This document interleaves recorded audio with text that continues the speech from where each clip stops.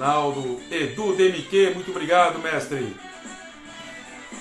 Roda de samba da melhor qualidade aí, com o nosso grande amigo Edu, que está aqui com a gente na live. Já vamos começar, o nosso Reginaldo já está aqui com a gente. Karina, muito obrigado diretamente de Miami. Karina, obrigado, querida, por estar aqui com a gente, viu? Já vamos começar a nossa live aqui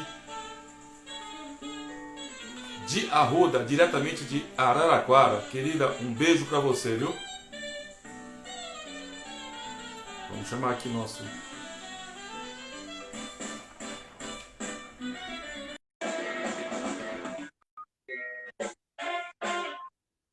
Estamos chamando o nosso convidado. Enquanto ele não entra. Opa. Boa noite. Começando mais um programa 10 Perguntas aqui dentro do arroba 10 Perguntas. Hoje a nossa live entrevista live, é com o empreendedor e ativista social diretamente do Rio de Janeiro, Reginaldo Lima. Reginaldo, boa noite, tudo bom? Boa noite, Zé, tudo bem? Boa noite para todo mundo aí que nos ouve e nos vê. Prazer estar aqui com você e com todos e todas e todos. Reginaldo, por favor, você poderia aumentar um pouquinho o seu áudio? Mas vou trocar aqui de fone aqui para ver se melhora aqui, só um minuto. Vamos lá. Quero mandar um grande abraço aí para minha amiga Daniela Torres, foi quem mediou a nossa entrevista aqui com o Reginaldo. Fiquei muito contente. Daniela está aqui, já está aqui com a gente, inclusive, já está aqui. Melhorou? Agora você já tem o link, é só tu compartilhar. Pode ser? Esse melhorou? Melhorou. Agora tá bom. Ô, Reginaldo, mais uma vez, eu, José Augusto, em nome do programa 10 Perguntas, quero agradecer a sua presença aqui numa segunda-feira, às 9 da noite, para falar um pouco do lado do ativismo social, do empreendedorismo, e falar de todo o seu engajamento à frente dos projetos nos quais você vai falar hoje aqui na nossa entrevista, certo? Muito obrigado mesmo, viu? Certo, é uma honra estar aqui, Zé, para bater esse papo com você e com a galera. É isso que vai construindo os bons processos da vida. Com certeza. E antes de começarmos a falar das 10 perguntas, se você pudesse dar uma pincelada um pouco na sua formação. Então, Zé, eu sou oriundo de educação tardia, né?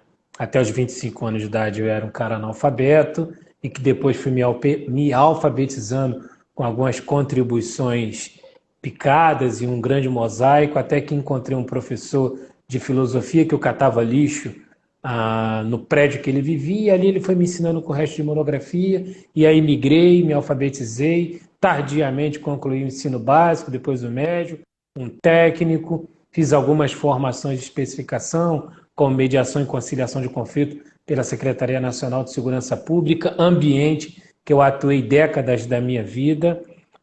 Recentemente recebi um título de doutor honoris causa em ciência social pela OCB e Universidade Febraica, e é isso, e a gente vai muito contraindo de forma autodidata pela nossa sede de conhecimento. Meus parabéns. E você acabou de relatar que começou tardiamente, então é oriundo do menos é mais. O que quer dizer que o menos é mais? Começou lá embaixo, foi se engajando e hoje está recebendo essas premiações e graças a Deus está aqui no 10 Perguntas. Bom, já vamos fazer a nossa primeira pergunta aqui. O que significa a favela para você?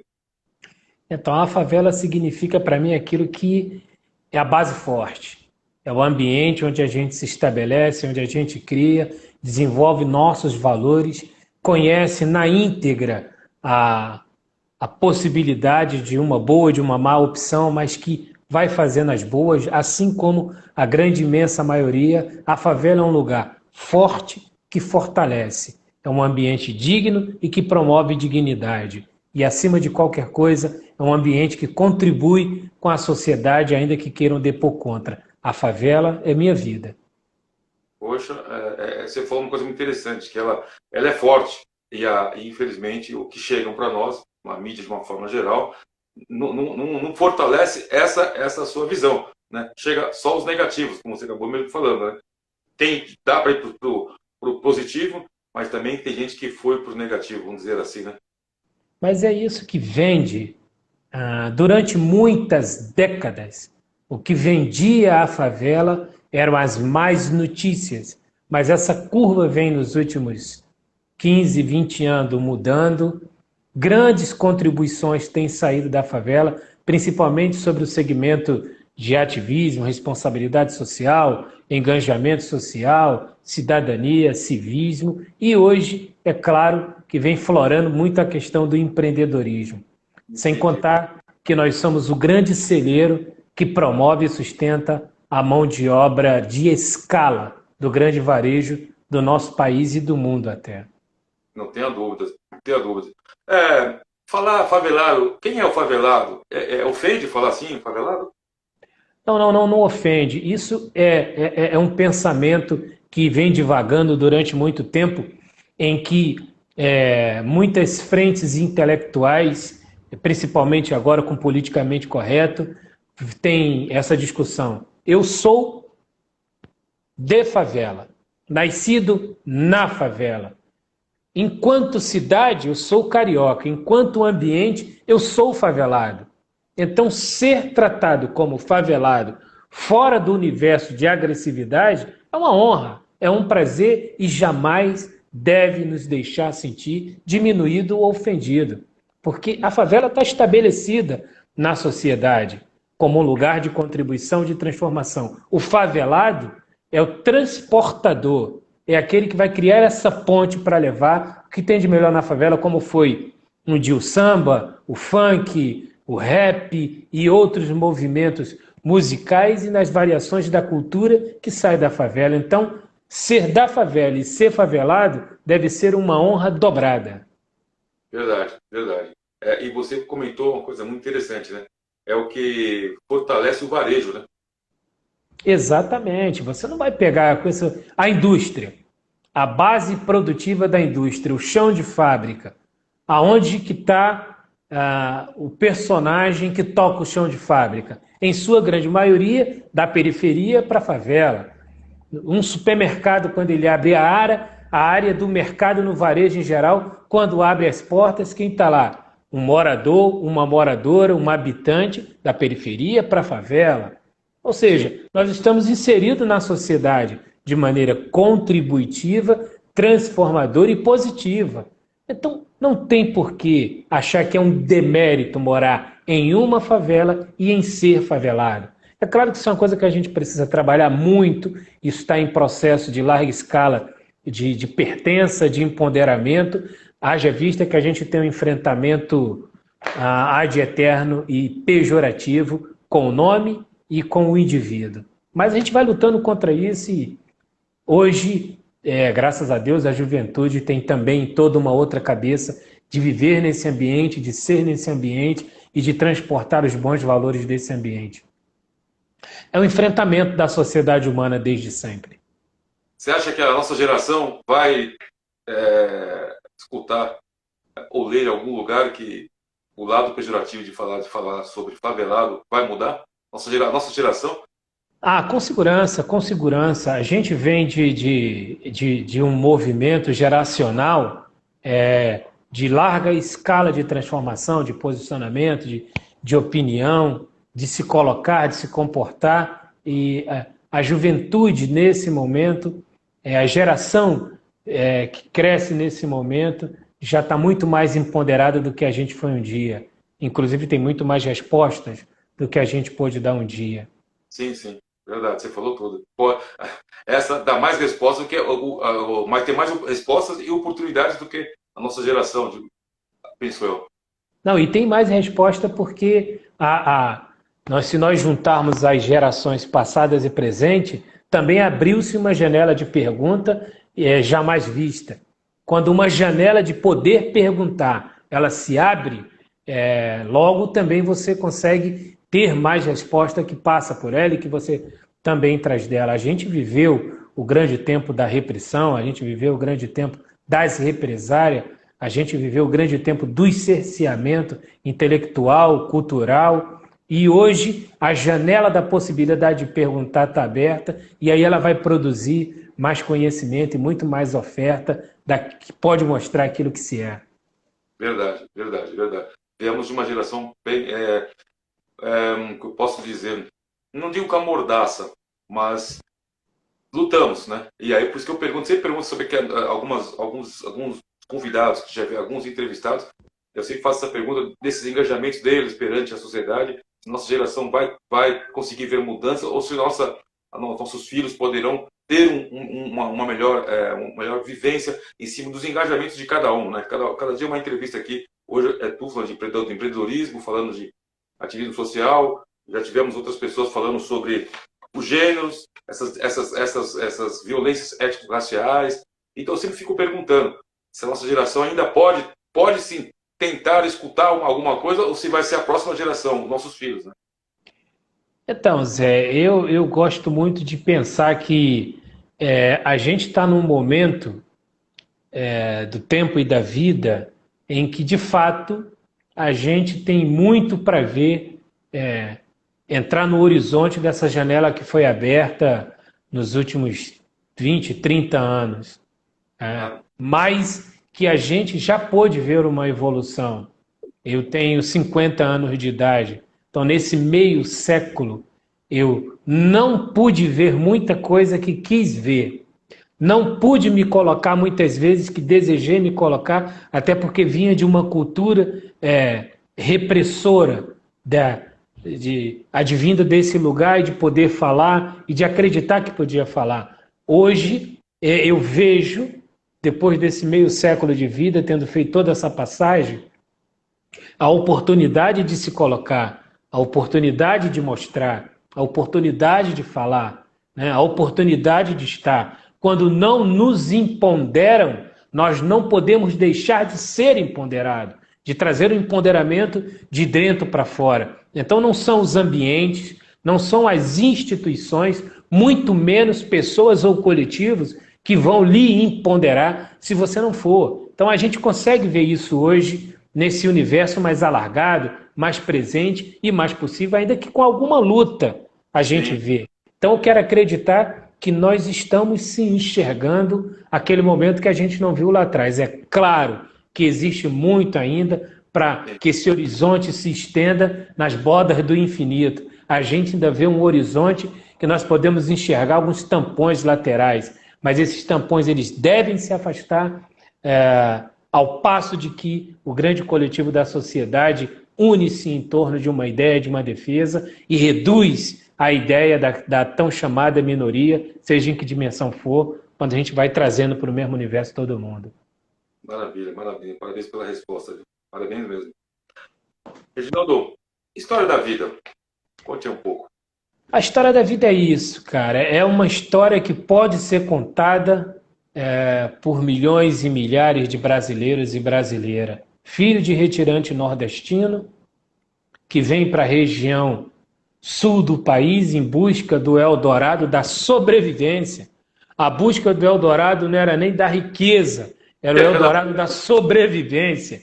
Era a fuga do rito político coronelalista extremamente opressor que massacrava e apertava o sertão nordestino. Era a fuga de uma seca que perdurou por décadas e ainda existe em muitos lugares do bioma do torrão nordestino. Era a fuga da fome, do desemprego. Era fuga. Era fugir para sobreviver. Então, o grande Eldorado na cabeça daquele povo do pau de arara, do grande êxodo brasileiro, do qual eu sou filho e me orgulho muito, era a fuga. Essa é a história da vida. Filho de nordestino, pouquíssimo encaminhamento educacional e logo quem não tem não pode oferecer o que nunca teve, pode acreditar que existe, pensar que existe, mas não pode oferecer porque nunca teve, não era um valor presente. Então, essa é a história da vida e é com essa história que a gente vai se desenvolvendo até essa hora que a gente bate o nosso papo. E é gozado que você falou das pessoas que vieram, do pai retirante do Nordeste, que veio para sobreviver.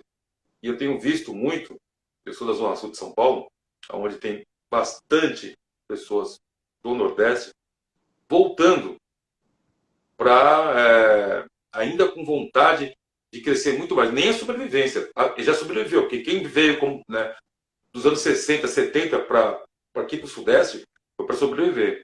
Conseguiram conquistar a sua casa, ter um pouco de um salário um pouco mais decente, e hoje pensam em voltar, e vários já vi que já voltaram para conquistar um outro espaço, só que no seu território. Coisa que no começo não podia, né? Não conseguiam, né? É isso, a gente vai percebendo, ô Zé, que todo indivíduo que sai do seu torrão natal, sai do seu ambiente, sai do seu lugar, ele pode estar em qualquer lugar do mundo, ele pode conseguir se ambientar, se adaptar, fazer as transformações culturais, mas as suas raízes estão sempre gritando dentro de si. O desejo do regresso é um sentimento presente, embora ele possa não acontecer, mas é um sentimento presente, é o seu lugar, é o seu ambiente, é o seu ventre, são todas as suas relações e referência, né? Salvo quando alguém é vitimado de um intenso sofrimento, mas em aspecto geral, esse desejo da volta do lugar, do cheiro, do ambiente, do sabor, não deixa o indivíduo humano jamais, porque ele vai ficar preservado na efetividade e nos sentidos mais sensoriais que você tiver. Verdade, verdade, verdade, verdade. Bom, gente, são 9 horas e 17 minutos. Para você que está chegando agora aqui na nossa live, eu sou o José Augusto Arruda e hoje entrevistando aqui dentro do 10 Perguntas, Reginaldo Lima, empreendedor e ativista social. Já quero aproveitar nesses 2 minutinhos aqui, mandar um grande beijo para a Fernanda da Viagem Web. Quem quiser viajar para os Estados Unidos, tirar visto, pode falar com a Fernanda da Viagem Web, @Viagem Web. Ela que também é uma das nossos apoiadores do programa. A Célia, do projeto Mãos na Massa, está sempre com a gente também, faz um trabalho maravilhoso. Pega as crianças, os meninos, os adolescentes, eles são do colégio da alta sociedade, mas eles se unem para poder, inclusive, construir casa para as pessoas que estão com deficiência múltipla intelectual e física também. Eles fazem um trabalho muito bonito, @Projeto Mãos na Massa. E a Daniela Torres, do Olhar Social, que está aqui com a gente, que, inclusive, quero mandar um beijo para ela, foi ela que intermediou a nossa entrevista. Tá certo? Então vamos lá.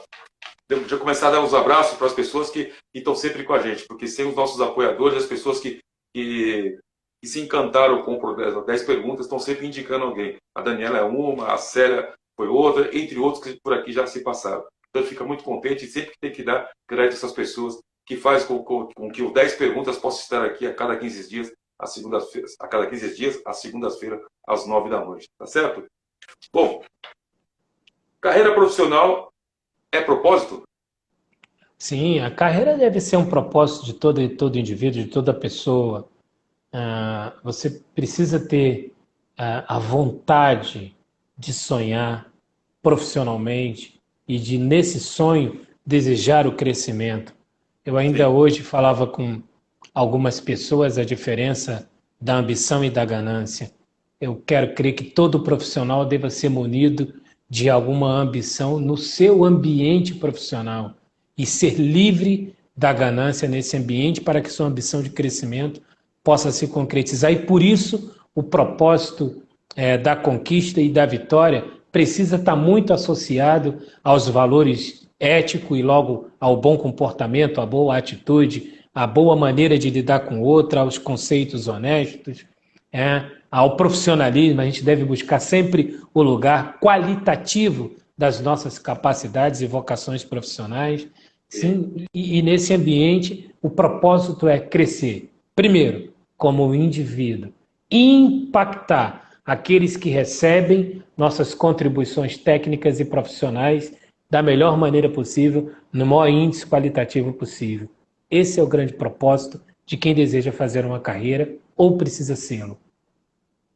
Eu vejo muitos jovens, o jovem aprendiz, eu vejo aqui em São Paulo o Senac é muito forte, né? E vem dando oportunidades ao jovem aprendiz. As informações estão aí. Eu acho que todo mundo tem um pouco de informação. Mínima que tenha, mas tenha informação. Eu acho que esses engajamentos e a luta para, como você mesmo falou, não é pela ganância, e sim pela a entrega, ela vai crescer muito mais, acho que do que no tempo da nossa geração lá dos anos 60. Você não acha, não? Não, eu acho, Zé. Eu tenho certeza, porque a gente volta no ponto do melhor ambiente, das melhores condições, de mais possibilidade, e nesse ambiente de mais condições, mais possibilidade, até uma determinada geração atrás você não tinha acessibilidade à universidade, hoje você tem muito mais acessibilidade, você não tinha acessibilidade para se qualificar profissionalmente. Hoje existem gratuitamente muitas possibilidades de você se qualificar profissionalmente, logo se tornar um profissional com cada vez mais qualidade e ambiciar crescer nela. E a ambição advinda desse universo é aquela que exige como único sacrifício o nosso, sem jamais buscar o sacrifício do outro para esse crescimento. Essa é a ambição adequada para quem tem um propósito de crescer profissionalmente. E mais, somado à acessibilidade que você tem hoje de se qualificar profissionalmente ou de, com algum sacrifício, buscar educação de terceiro grau. Sim, sim, não tenho dúvida, não tenho dúvida. Essa é a principal objetivo, né? Não, total. Eu falo isso para a gente ter oportunidade de, às vezes, ter alguns ambientes e ver jovens e falar, olha, estudou, mas continua se atualizando. E não é só, porque antigamente ele falava, olha, só até a faculdade tá bom. Não, continua se atualizando. Porque as oportunidades, o mercado, ele gira muito. E às vezes a graduação, ela te dá a técnica. Você tem que chegar e se atualizar de acordo para poder estar à frente do mercado que está muito, vamos dizer, concorrido. Né? A cada dia que passa, ele está mais concorrido. E se você não tiver aquele objetivo, aquela entrega, não consegue ser, vamos dizer assim, consumido pelo mercado, né? Sim, é verdade. Obrigado, Aici, pela saudação e pela manifestação de bênção para você também. Mas Zé. Então é isso, cara, é a busca. Olha, a gente tem pensado muito a palavra sacrifício, esforço, ela às vezes vai para um lugar de sofrimento. Não é. É fazer um esforço, sacrificar-se para alcançar um objetivo, precisa estar em nós emocionalmente no lugar da possibilidade, né? Sim. Então, você não vai lograr êxito, seja na sua carreira profissional, seja na sua carreira de vida, se você não colocar doses equilibrada, inteligente, racional, de sacrifício e renúncia.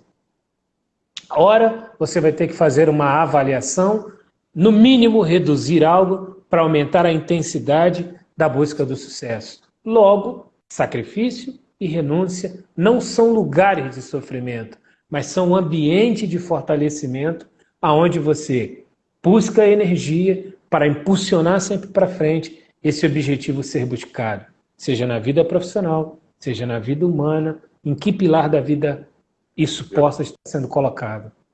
Verdade. Reginaldo, a minha produtora está mandando uma mensagem aqui. Se eu não fizer, ela já sabe, né? A produção, ela manda, né? Então temos que logo fazer a pergunta. Empreendedorismo é a base da pirâmide? Você já deu uma pequena pincelada, mas como tem gente entrando na nossa live, eu vou tocar de novo nesse assunto. Então vamos lá, o empreendedorismo ele vai se fazendo uma ferramenta poderosa de transformação social, econômica e resolutiva para uma série de outras situações da sociedade brasileira. Vamos pensar, a gente tem aí, vamos pegar o número da população segundo a avaliação do último trimestre do IBGE no Brasil. No primeiro trimestre brasileiro, o IBGE mede a população de favela em torno de 17 milhões de habitantes. É um pouco mais, nós vamos ficar com o número oficial da pesquisa. Em torno de 17 milhões de habitantes. Essa mesma pesquisa mostra 13,8 aproximadamente milhões de desempregados. Esse mesmo universo de pesquisa mostrou há um tempo atrás 5,8 milhões de desalentados. Ou seja, se você fizer uma grande soma geral, o grande percentual disso está nesse universo que precisa buscar uma estima de reação. Então vamos pensar quem poderia gerar uma solução para isso. A indústria, o comércio ou qualquer outro tipo de empreendimento que tem capacidade de empregar em escala? Sim. Vai gerar? Não. O empreendedorismo pode ser uma ferramenta de contribuição, de geração de oportunidade para auxiliar na resolução desse problema no tecido social brasileiro? Total. Porque vamos imaginar aqui, nesse último ano nós tivemos uma enxurrada, o maior número de abertura de MEI, microempreendedor individual, que a nação inteira jamais teve no último ano. Então, o que quer dizer que na abertura de um novo MEI nasce um novo negócio. Neste novo negócio deve nascer o fortalecimento de um empreendedor que, em dando certo, vai gerar pelo menos mais um posto de emprego. Ou seja, o empreendedorismo começa a entregar a resolução para esse problema gigantesco que é o desemprego e a geração de renda no Brasil. Já era uma grande contribuição de geração de postos de emprego, o pequeno e médio negócio a nível nacional, muito mais do que o macro negócio nacional. Então, quando o empreendedorismo ocupa um lugar de desejo, de compreensão, de entendimento, aqui na chamada base da pirâmide, e a base da pirâmide deseja empreender mais do que já empreende, Zé, a gente começa a entrar nas curvas de transformação e resolução social que a gente tanto imagina. E o empreendedorismo, ele é uma ótima e uma excelente solução para a questão da transformação socioeconômica. E o empreendedorismo da base da pirâmide vem com ele a resolução de uma série de outros temas. Ele vai impactar na redução da violência, ele vai impactar na autoestima do indivíduo, ele vai levar renda, vai aumentar o público consumidor, ou seja, o empreendedorismo na base da pirâmide ele é fundamental. Reginaldo, tirando o eixo Rio-São Paulo, o Sudeste, você comentou em números, qual o estado hoje que vem crescendo em números sobre as MEIs? Você tem... Ô Zé, o norte e nordeste brasileiro figura no cenário de empreendedorismo com a força total. Mas a gente pode pegar com isso para dar como dado, para validar isso. Você imagina que as regiões, os bancos, todos os bancos privados e públicos, os privados e públicos, eles oferecem e têm uma demanda de saída na área de microcrédito em maior percentual na região norte e nordeste do Brasil. Se você tem uma retirada, uma busca para o microcrédito na região norte e nordeste, é o maior percentual nacional de busca nesses dois territórios, logo você tem o empreendedorismo individual sendo elencado, virando protagonista em maior percentual também nesses territórios. É lógico que isso começa a entrar numa crescente fértil em todo o território nacional. Mas se nós pegarmos como medida o acesso ao pequeno crédito, ao microcrédito das linhas bancárias, e ele está em maior percentual na região norte e nordeste do Brasil, logo é onde a gente tem mais gente despertando e realizando empreendedorismo há mais tempo e também em maior número em relação à nação. Poxa, interessante, né? Eu juro que por isso que eu falei, já tirei Rio e São Paulo, porque eu imaginava que seria o Sudeste, a região Sudeste seria em maior número, né? Mas... Não, a maior acessibilidade de crédito e microcrédito do Brasil é a região norte e nordeste do Brasil. Poxa, interessante. Juro que eu não imaginava, não. É bom saber. Vivendo e aprendendo com quem sabe, né? 9h29. Para você que está chegando agora aqui na nossa live, eu sou o José Augusto Arruda, hoje entrevistando aqui dentro do 10 Perguntas, Reginaldo Leme, empreendedor e ativista social, diretamente do Rio de Janeiro. Reginaldo, eu preciso dar um crédito aos meus apoiadores, então, enquanto você toma sua aguinha, deixa eu mandar um grande abraço aqui para a minha grande amiga Kira Turismo, a Kira da Kira Turismo. Quem quiser viajar, qualidade do atendimento e preço bom, é só entrar em contato lá, @Kira Turismo, fale que você escutou a propaganda da empresa dela aqui com a gente. Viplas Vidros, trabalham com vidros temperados, fazem divisão de ambientes, pode falar com a Priscila, está aqui, www.viplasvidros.com.br. E o nosso grande amigo Wilton, um grande apoiador nosso desde o início do nosso programa, da WJR Criativo. Se quiser alguma criatividade, fale com ele, WJR-C, né, @Criativo. É o nosso grande amigo Wilton. Grande abraço para você, Wilton. Sempre está aqui com a gente na nossa live, dando uma força ao programa 10 Perguntas. Não posso, a produtora já me cobrou aqui. Mandar um grande abraço para o nosso amigo Newton Santos, proprietário da Taza Consultoria, uma empresa especializada em financiamento imobiliário. Quer saber um pouco mais? É só @Tazo Consultoria, THASO Consultoria. Tá bom, Newton? Muito obrigado aqui também, que vai ser mais o nosso grande apoiador. Reginaldo, equidade e gênero. O que pensar? Então, Zé, vamos lá. A gente está num momento onde está efervescente todos os temas ligados à equidade, sejam os temas ligados à equidade racial ou qualquer que seja a equidade que aponta em direção às chamadas minorias na sociedade brasileira. Está efervescente.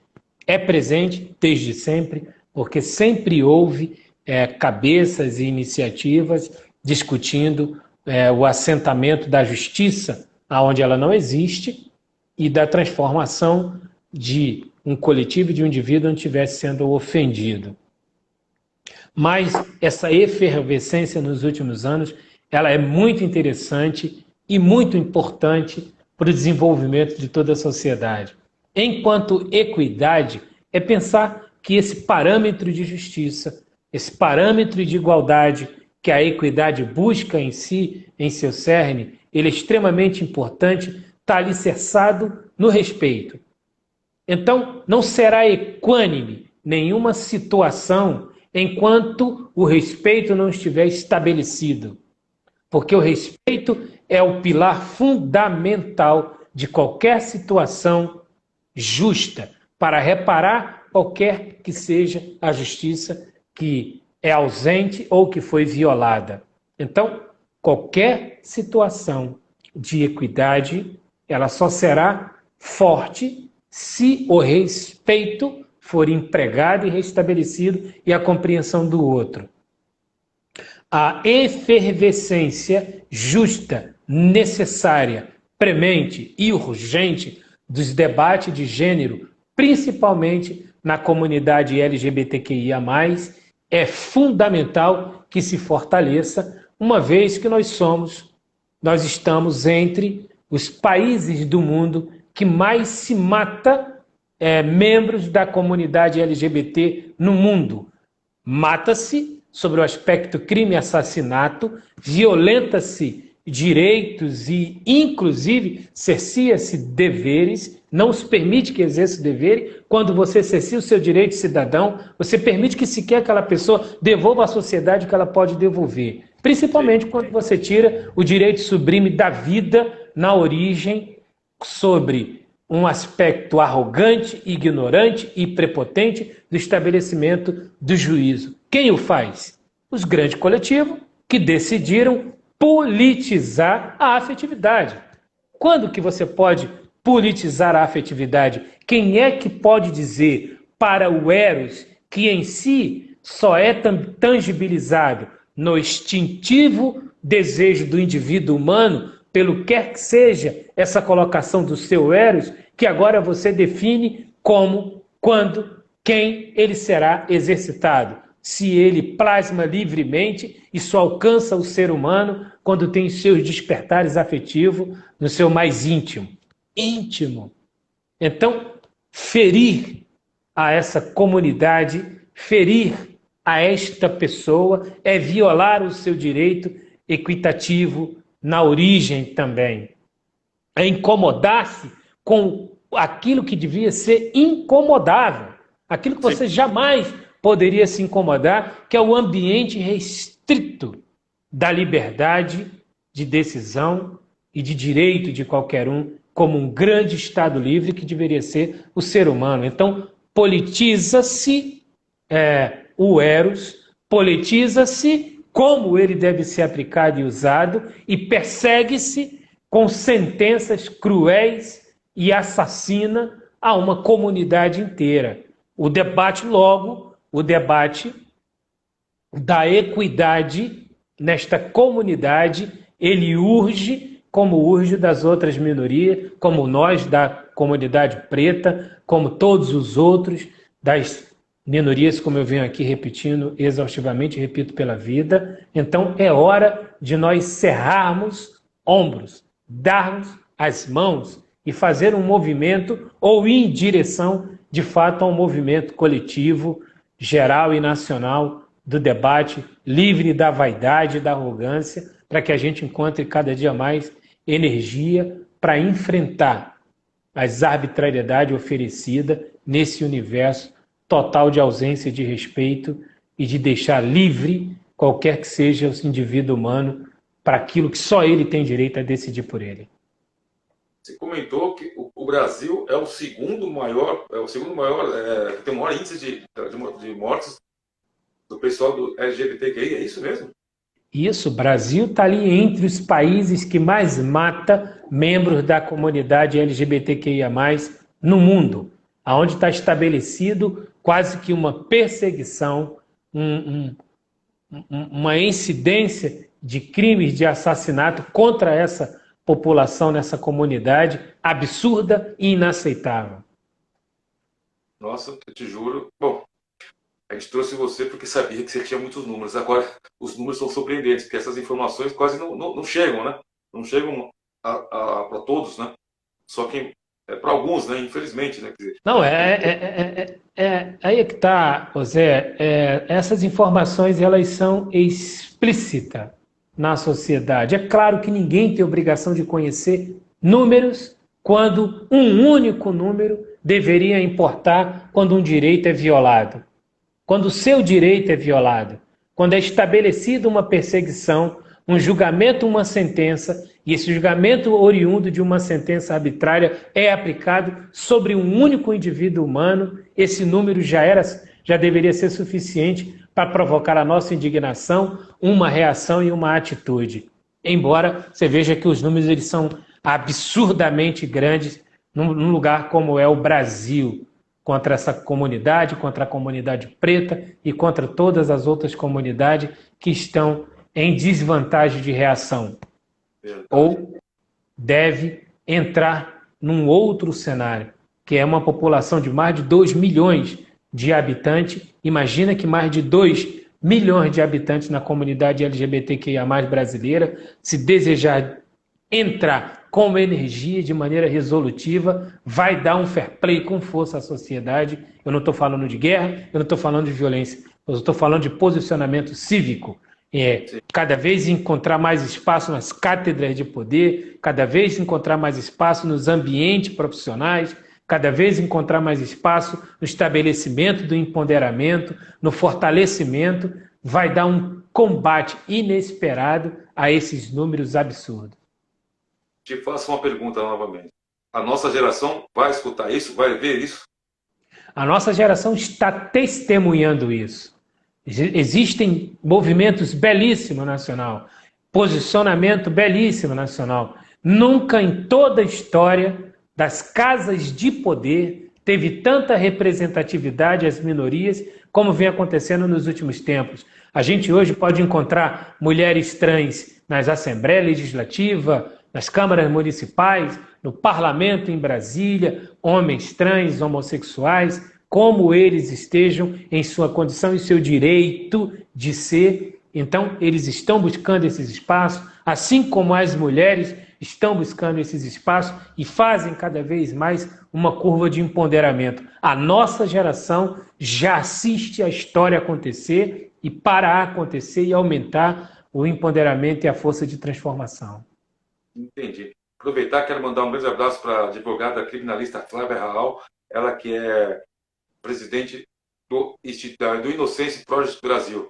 O trabalho que eles fazem gratuitamente para as pessoas que precisam deles. O que ela faz? Ela trabalha para tirar do cárcere as pessoas que foram carceradas indevidamente. Ainda no Brasil, ainda tem aquela coisa da fotografia. Ah, esse aqui, põe na cadeia. Aí vai para a cadeia, é julgado, e não dá a possibilidade da pessoa ter um bom advogado. E esse da Innocence Project Brasil está fazendo um belo de um trabalho, está tirando muita gente que está lá indevidamente ao longo dos anos. Isso aí para mim, uma crueldade das maiores, porque as pessoas às vezes não estão nem no ambiente que aconteceu um roubo, um assalto, alguma coisa do gênero, e infelizmente, colocado atrás de uma cela, dentro de uma cadeia. E isso é uma coisa que a gente também precisa continuar lutando, porque o Brasil já tem motivos, né, com esses novos movimentos, esses que você acabou de falar, e precisa dar o crescimento, dar voz às pessoas, e não só julgar e matou, acabou, é menos um. Eu já, às vezes, escuto dizer menos o CPF. Pô, são coisas que entristecem a gente, viu? O movimento de direitos humanos no Brasil é muito depreciado em algumas camadas da sociedade e algumas vezes, principalmente, pelas instituições de poder público organizada. Mas ainda assim nós temos grandes movimentos de direitos humanos, temos tido muitos bons resultados, temos muitos engajamentos internacional apoiando, assessorando o movimento de direitos humanos no Brasil. Ainda existe uma crise muito grande de compreensão do que é direitos humanos. Você imagina que a semana passada, aqui nos dois complexos de favela que eu vivo, eu moro no do Alemão, mas ao lado no da Penha, foram executados 23 pessoas executadas, dúzias de pessoas com seus direitos cívico violados, dezenas de lares depredados. Ou seja, quando você está diante de uma ação de um criminoso, que ele está desarmado, ele está rendido, e de maneira pericial é provado que esse indivíduo foi executado, ali foi violado o direito do indivíduo humano, quando na verdade aquele humano que escolheu a vida pregressa criminal deveria estar preso e naquele ambiente de cadeia ter toda a sua reparação e o pagamento devido à sociedade, mas jamais ser executado. Então, quando a gente fala de direitos humanos e que eles estejam desde as pessoas comprovadamente de bem ou as pessoas delituosas numa situação de prisão, que ela esteja em desvantagem, que seja preservada também sua vida, para que ela pague nos parâmetros da lei e jamais que haja um tribunal instantâneo de julgamento, condenação e aplicação de pena de morte imediata. 23 pessoas foram comprovadamente executadas e 23 pessoas somado a 3 meses atrás, a 28, numa outra comunidade aqui perto. Então não são 23, são mais de 60, somado a 3 numa comunidade a menos de 4 quilômetros, somado a tantas outras que são mortas a cada momento no Brasil inteiro, que nós temos uma incidência de crime de assassinato por 100 mil habitantes no Brasil assustador. Nossa, é isso mesmo. Infelizmente tem acontecido várias execuções, né? Você está falando do Rio de Janeiro, e fazem e parece que não, tiramos eles da rua, mas o ato feito não adianta pagar, que não vai pagar. Tem famílias, gente inocente morrendo ali. Temos aí, já fazia um ano, se eu não me falo, demora 2 anos, daquela atriz que estava saindo, passando na rua, e estava grávida, foi executada. Até, eu escutei uma reportagem, que até hoje nada chegou ao fim para saber a veracidade dos fatos, né? E isso é o que mais entristece, né? Não, é um cenário doloroso. Aí em São Paulo, o assassinato dos jovens lá em Paraisópolis, no baile funk, 2 vezes consecutiva, 2 chacinas, num presídio no Nordeste, numa rebelião, dezenas de pessoas executadas. Enfim, a banalização contra a vida, ela é mundial. Na América do Norte agora, o atirador, né, 60, se não me falha a memória aqui, me parece que cresceu o crime de atentado na América do Norte 60%, ou alguma coisa nessa área. Não tem tiroteio, não tem organização de facção, mas tem esse crime de atentado que é culturalmente presente na violência norte-americana e que geralmente vitima em coletivo, como vitimou aqui na operação policial. Em cada ponta do mundo, a violência contra a vida ela está aumentando. Então isso deve nos preocupar e nos fazer pensar e participar da melhor maneira possível pela redução e erradicação em algum momento disso. Com a pandemia, eu também li, umas 2, 3 semanas atrás, o crescimento da violência infantil nas escolas. Isso aí também é bem preocupante. Não, um absurdo. Você não sabe se a gente cobra do governo, do municipal, do governo. Quer dizer, tem que fazer alguma coisa. Infelizmente, eu estou sentindo. Às vezes eu sinto que Eu vejo as pessoas que vêm entrevistar, que eu entrevisto aqui, falam, não, mas nós estamos caminhando. Dia seguinte, pronto, isso, uma reportagem do crescimento da violência infantil. Essa Sim, pandemia, sim. a parte psicológica mudou muito o sentimento das pessoas. É triste, mas esperamos ainda ter vamos dizer assim, notícias, mas não negativas, sim positivas. A pandemia promoveu muitos retrocessos, mas estamos lutando aí, todo mundo. A nossa sétima pergunta aqui. Livro, por quê e para quê? Então, Zé, eu escrevi um livro que eu intitulei como Filosofia Generalista Não Filósofo. Primeiro que a origem da minha educação ela é totalmente ligada à filosofia. O meu exercício da leitura foi aprimorado através da filosofia. Um grande mentor, uma contribuição que eu recebi através da filosofia. Segui a vida como leitor da filosofia, não como um acadêmico da filosofia. E eu saquei 25 temas da vida comum e escrevi um capítulo de cada tema da vida comum à luz da filosofia, no formato de diálogo, debatendo, conversando. A linha literária do meu livro é uma linha literária ligada à conversa.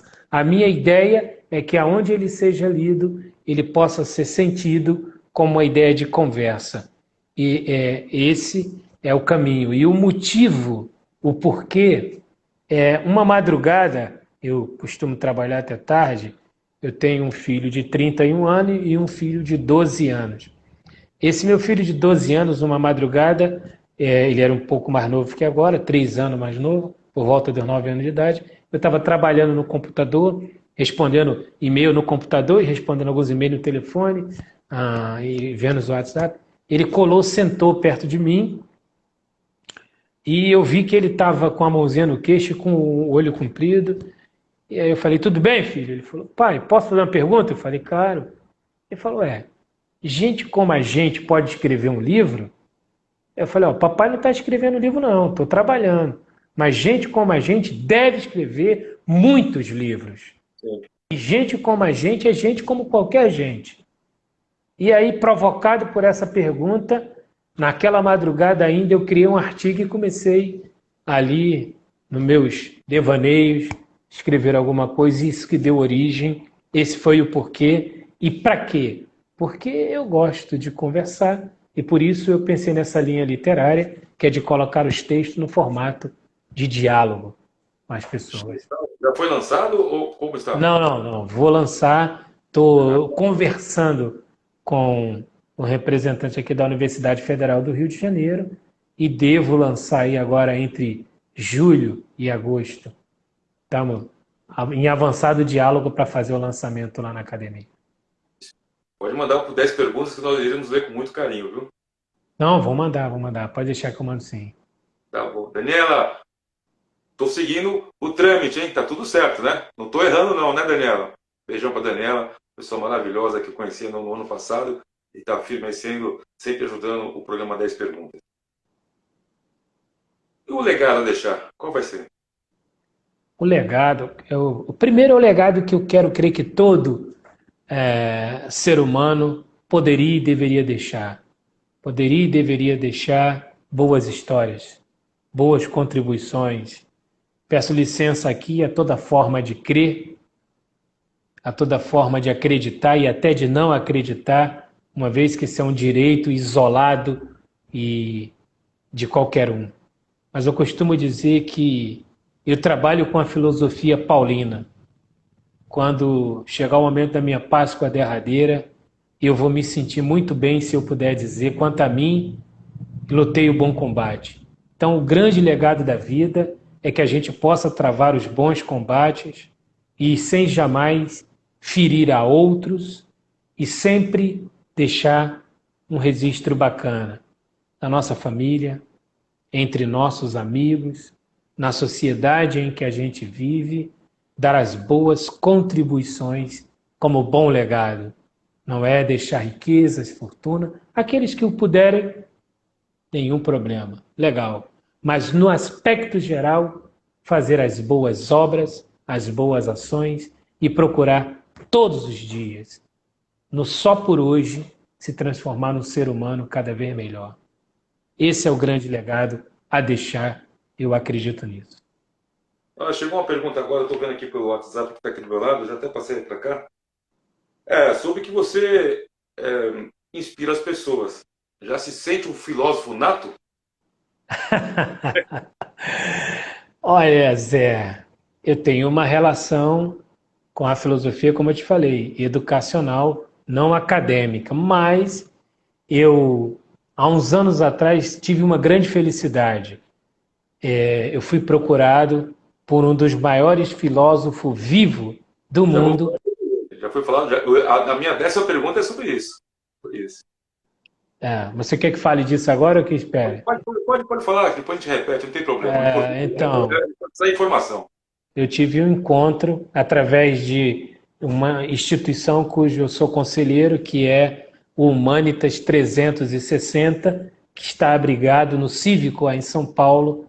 Quem preside é a minha mestra Patrícia Vilela, que promoveu o meu encontro com o professor Maicon Sandel, que há mais de 3 décadas ocupa uma cátedra de filosofia em Harvard e é considerado um dos maiores best-sellers em filosofia do mundo, tendo mais de uma obra traçada e debatida a partir da filosofia. Eu tive um encontro com ele e, para minha felicidade, nunca vaidade, mas extrema felicidade, e para minha grande realização, ele costuma de me chamar de seu amigo fellow filósofo, seu irmão filósofo. Então, a filosofia está na minha vida nesse espaço, no espaço não acadêmico, mas na minha cabeça, no meu coração, no meu aprendizado e sempre na minha palavra, porque é ela que enriqueceu a minha educação tardia. Filósofo não, mas filosofia sempre. Sempre, sempre. O filósofo Michael Sandel, ele que teve um grande conhecimento internacional pelos seus livros, em vez da justiça, é isso? Isso, então. O livro dele, Justiça, é um best-seller dele, que ele escreveu, mas ele deu uma contribuição no livro do ministro Barroso e tem um capítulo inteiro falando de mim, lá no livro dele, falando com o ministro Barroso, no livro dele sobre mim. Entendi. Bom, do jeito que as coisas andam, daqui a pouco eu vou ter uma notícia da Daniela, o Pouso Noticiários, que você foi empossado como secretário é o caminho, já está no nível Barroso. Tem um encontro com um dos grandes filósofos internacional. Mostrou aqui pra gente, começou tardiamente, quer dizer, nunca é tarde, embora a sociedade fala que é tardiamente, aos 25 anos. Tem todo esse engajamento e mostrou aqui, aqui para as pessoas que seguem o 10 perguntas que nunca é tarde para nada. Temos que estar sempre nos atualizando e empreendendo interiormente, que é o principal, eu também carrego isso comigo. Então, daqui a pouco eu vou escutar então isso. Você veja, Zé, que o etarismo é um modelo de preconceito que ele é tão absurdo que ele alcança qualquer estágio cronológico da vida. Quando se é muito jovem, aplica-se o etarismo, porque você é jovem demais. Quando se não é mais tão jovem assim, aplica o etarismo, porque você é velho demais. Então, se nós nos curvarmos ao etarismo, se nós nos curvarmos plenamente ao tempo, que deve ser respeitado, mas jamais curvado a ele, nós não seremos ou faremos exatamente nada. Porque ou será cedo demais ou será tarde demais. Nunca haverá um ponto para a insatisfação do coletivo social. Somos nós que temos que vencer o etarismo e colocar nessa batalha a liberdade, o livramento dos ressentimentos, das mágoas, daquilo que a gente vai ouvindo, que joga a nossa estima lá embaixo. Então, eu costumo dizer que para a gente vencer o etarismo, seja quando você é jovem demais, ou seja quando você é considerado velho demais, é colocar uma distância superior a um palmo entre a cabeça e o coração. Se a minha distância é superior a um palmo, o que a minha cabeça, através dos ouvidos, recebe, ela não processa e não leva para o órgão que poeticamente processa os sentimentos. Então, eu vou ouvir e nunca vai alcançar o coração. Se eu ouço e não alcanço o coração, eu processo com o cérebro e continuo indo à frente, porque não significou nada quando depreciaram, através do etarismo, o meu desejo, a minha vontade, o meu sonho. Domingo eu estava vendo o Globo Rural e vi um homem de 80 anos de idade que, depois de ter uma vida de agricultor, se formou em engenheiro agrônomo. E quando ele esteve na universidade, durante os 5 anos de formação, ele deu as mais importantes contribuições que aquela universidade jamais havia recebido. Ele deu qualidade ao ensino porque ele levou consigo todas as suas vivências de um homem da terra, de um agricultor, e com segurança aquela universidade formou o melhor grupo de engenheiro agrônomo de toda a sua história. Verdade, verdade. Infelizmente, o mercado na área de contratação de profissionais, a cada década eles começam, como você comentou aí, novo demais, velho demais, depois ela vem contrato que é velho demais para trazer experiência para sua empresa que está num momento difícil, que o jovem, às vezes, não tem aquela experiência para tirar do resultado negativo para o positivo. Eram umas nuances. A gente tem que chegar no meu termo. Eu acho que está até acontecendo, mas vira e mexe a gente escuta isso. A beleza, Zé, a beleza está no ajuntamento. Sim. A beleza está no equilíbrio, não no conflito e no confronto. Trata-se muito do conflito de gerações, ou no confronto das gerações, quando, na verdade, a potência está no ajuntamento das gerações, no compartilhamento das gerações, exatamente no equilíbrio entre as gerações. Se novo, se velho, isso é um detalhe insignificante.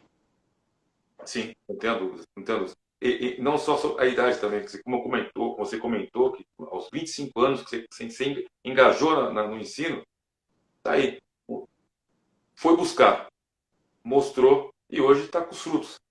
E vem passando com certeza para os seus filhos, para as pessoas que estão sempre contigo. Isso é muito importante. Eu dou meus parabéns. Sinceramente, estou bem contente com a sua presença aqui. 10 perguntas. Infelizmente, o nosso Instagram aqui ele nos dá aquela uma hora e pouco, e acho que temos muito mais assuntos a falar. Principalmente agora que você vai lançar o livro, por favor, no dia do lançamento, mande uma mensagem para a gente poder propagar o seu livro. Tá certo? Mas antes de você dar as últimas considerações ao jovem em cima do que você fez na sua vida e continua fazendo, eu preciso mandar mais um abraço aqui para o meu apoiador, que senão minha produtora já mandou aqui. Não esquece de falar da cachaça mineira Tio Bento. Vou tentar mandar uma para ti. Vou tentar. Não posso dizer porque o vidro, se passar na fronteira Rio-São Paulo, chega. Mas é um grande amigo meu, Marcelo George. Muito obrigado, Marcelo, também, um grande apoiador que está aqui comigo já faz um bom tempo, desde o ano passado. Quando nós fizemos aqui um ano de programa, ele mandou aqui umas garrafas. E o nosso outro grande apoiador, Milagros, o Martinho da Milagros Incensos Litúrgicos, que eu, inclusive, está numa feira aqui em São Paulo, falando sobre a Milagros, uma empresa de incensos litúrgicos, onde o principal cliente dele é o Vaticano. Olha como é o mundo, né? Ele tinha a sua empresa, e a empresa dele é em São João da Boa Vista, porém, a loja fica em Aparecida do Norte. E o Papa veio com a sua delegação para fazer participar aqui, né, pregar a missa e tudo mais aqui no Brasil. E depois que ele foi embora, uma das pessoas da assessoria do Vaticano ligou para o pessoal da igreja e falou: aquele incenso que estava ali, de quem é? De tal pessoa. Fizeram contato, levaram ele para o Vaticano, conheceu o Papa, e a empresa dele fez assim, ó. O mínimo detalhe, estou querendo dizer, que estou contando tudo, isso é o mínimo detalhe. Continue empreendendo, continue acreditando no seu produto, no seu trabalho, no seu engajamento. Esse mínimo detalhe faz uma grande diferença ali na frente. O que aconteceu contigo, aos 25 anos, e hoje está tendo uma grande diferença. Total. É muito bom ver que tem com você startups nessa plataforma de comunicação. Durante muitas décadas, a comunicação esteve retida em algumas caixas, em muito poucas caixas. A abertura do mundo digital permitiu que a comunicação saísse de caixas, de algumas poucas caixas, e ganhasse um universo maior. E esse universo maior, ele fica de pé quando as startups, as empresas, os empreendedores enxergam essa potência. Então, parabéns aí para os seus patrocinadores, para todas essas empresas importantes, a cachaça, que é o grande uísque brasileiro e que vem ganhando o mercado internacional com uma energia poderosa, uma iniciativa produtiva de incensos, que em muitos lugares do mundo, em particular nas regiões como Índia, Arábia, Roma, por causa do Vaticano, nos lugares onde as manifestações de crenças são importantes, é uma indústria também importante, a qualidade disso é extremamente importante. Ver um brasileiro tracionando um modelo de negócio com altíssima qualidade e sendo consumido por um ambiente que reconhece, está acostumado a lidar com o que é de melhor do mercado, é um orgulho, é uma felicidade, é uma honra vê-los crescer em qualidade, em estatura e toparem estar presente dentro de uma plataforma de comunicação fora da caixa. Todo nosso entrevistado ganha um kit. Depois você me passa o endereço, que a gente vai mandar um kit para ti para o Rio de Janeiro para conhecer o trabalho da Milagres. É muito importante. Bom, sensacional. São 10 horas e 2 minutos. Infelizmente chegamos aqui ao fim. Tem muita coisa para conversar ainda com o nosso amigo Reginaldo, mas ficamos muito contentes dessa 1 hora de bate-papo. Podendo ser muito mais, mas infelizmente o nosso Instagram não deixa ser mais. Mas é bom que fica com aquela coisa de quero mais. Você vai voltar, vai falar do seu livro novamente. E eu gostaria que pudesse falar em 1 minuto, 2 minutos, mandar uma mensagem para o jovem que escutou aqui, porque tem muitos jovens aqui pelo Insight, eu sei que tem muitos jovens que acompanham 10 perguntas, e você começou com 25 e que não tem freio na sua vida. Você vai continuar ainda ensinando com a sua experiência o jovem, os seus filhos e outros que circundam a sua vida. Zé, aqui minha gratidão a você, a nossa irmã Daniela, minha irmãzona do coração, a quem a gente tem um carinho, um amor fraterno muito grande. Meus parabéns mais uma vez, seus patrocinadores. Meu muito obrigado a todo mundo que ficou com a gente. E aos jovens, eu quero dividir um conhecimento de um velho. Não eu como velho hoje, mas de um velho que eu recebi lá atrás. Eu tinha um diretor espiritual que um dia ele me chamou a atenção e me deu um tranco. E eu quero hoje deixar aquilo que eu aprendi há mais de 30 anos com vocês. Todo mundo fala do jovem do futuro. E o jovem do futuro dificilmente chega, porque o jovem tem que ser do presente.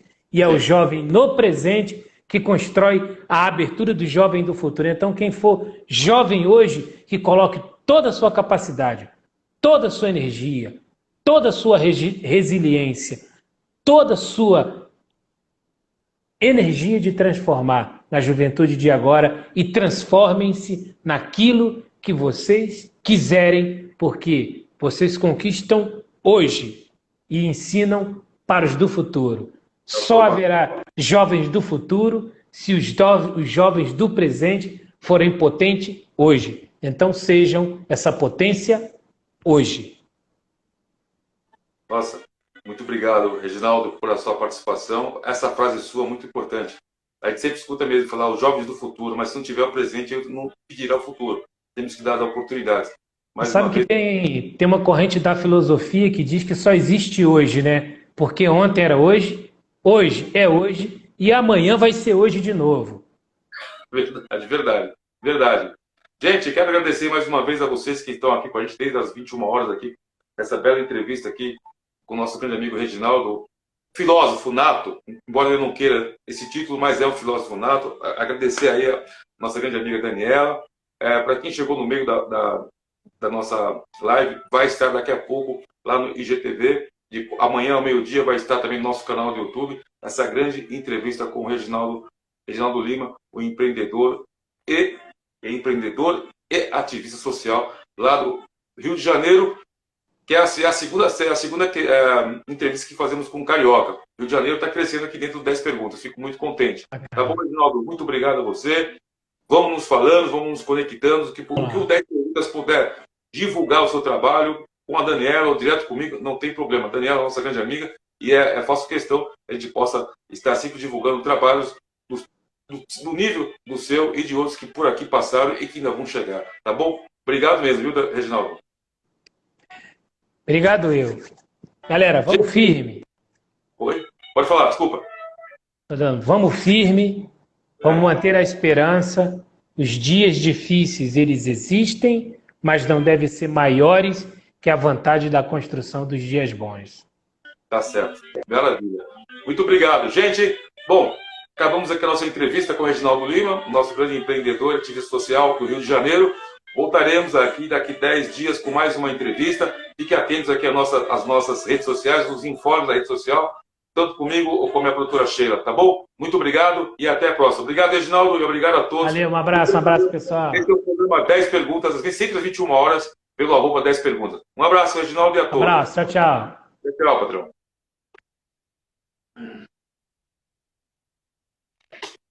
Encerrar o vídeo. Encerrar.